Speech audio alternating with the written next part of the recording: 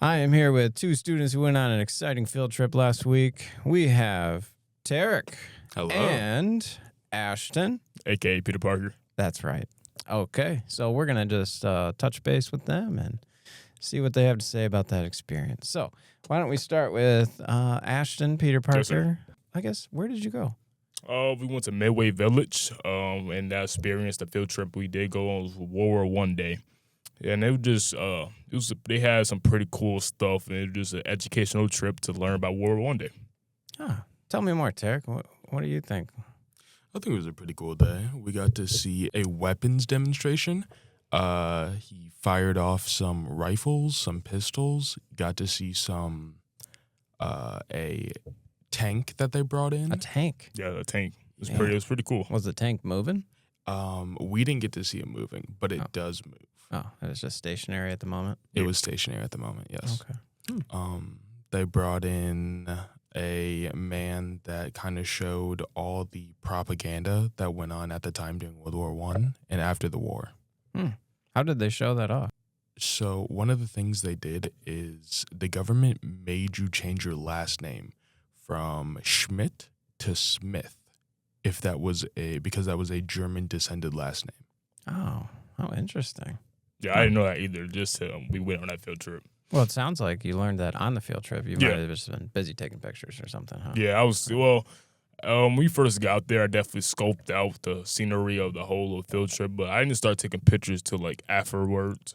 So I was definitely listening, and I didn't have the camera out until like afterward. I see. Well, taking all those photos, was there something that really jumped out to you during the day? I definitely did take some good photos of, like he said before, the gun demonstration.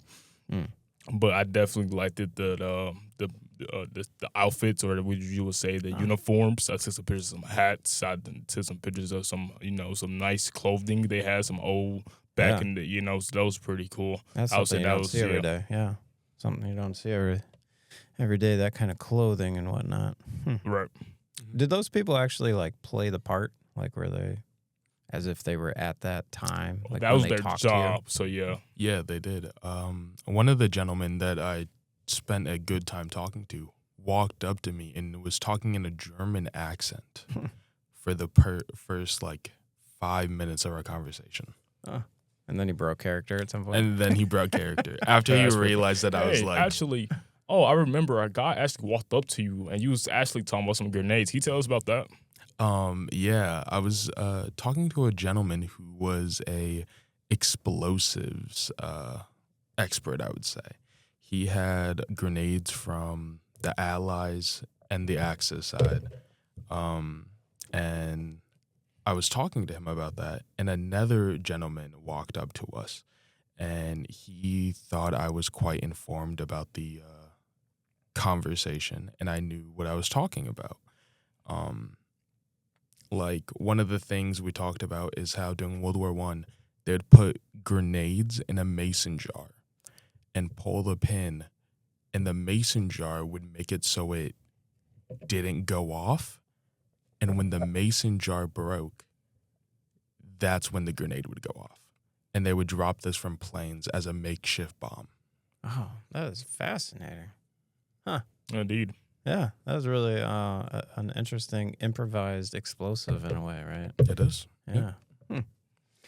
Okay. Well, overall, pretty good experience then. Most definitely. I will look forward to go back to the field trip. Oh, you want to go back again next most year? Definitely. Oh, that's awesome. Yeah. Well, hopefully there's some more exciting field trips ahead this year still. Maybe we can talk about those. Thank you, Kyle. It was a pleasure having us. Yeah, thank you so much. Well, thank you, guys.